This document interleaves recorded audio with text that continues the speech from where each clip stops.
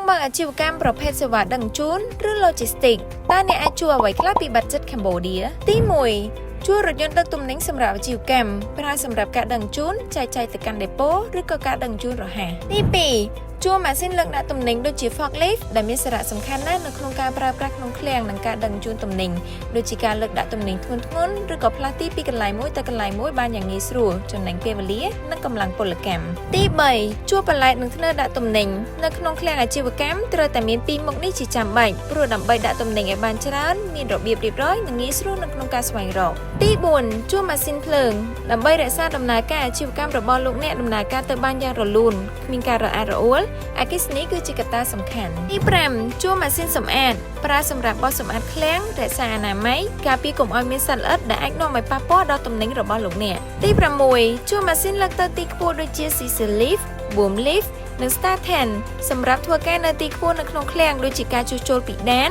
អំពូលភ្លើងលាបថ្នាំពណ៌ជញ្ជាំងជាដើមបន្ថែមពីនេះប្រសិនបើលោកអ្នកចង់ពង្រីកឬអភិវឌ្ឍឃ្លាំងអាជីវកម្មបន្ថែមលោកអ្នកក៏អាចជួលប្រភេទគ្រឿងចាក់បានផងដែរយើងខ្ញុំមានផ្ដល់សេវាកម្មជួល Excavator និង Backhoe Loader ស័ក្តិសមសម្រាប់ការងារសំណង់គ្រប់ប្រភេទមិនថាជាការសាងសង់ឃ្លាំងថ្មីឬដេប៉ូចែកចាយយ៉ាងណាមិញដើម្បីបង្កើនភាពងាយស្រួលជូនអតិថិជន Budget Cambodia មានផ្ដល់សេវាកម្មជួលដែលមានលក្ខណៈបត់បែនតាមតម្រូវការអាជីវកម្មរបស់លោកអ្នកដូចជាការជួលសម្រាប់រយៈពេលខ្លីការជួលសម្រាប់រយៈពេលវែងសេវាត្រួតពិនិត្យនិងថែទាំដ៏ជាងជំនាញនិងសេវាកម្ម24ម៉ោងក្នុងមួយសប្តាហ៍កាត់បន្ថយថ្លៃដើមនិងបង្កើនប្រសិទ្ធភាពអាជីវកម្មបានយ៉ាងឆាប់រហ័សជាមួយ Budget Cambodia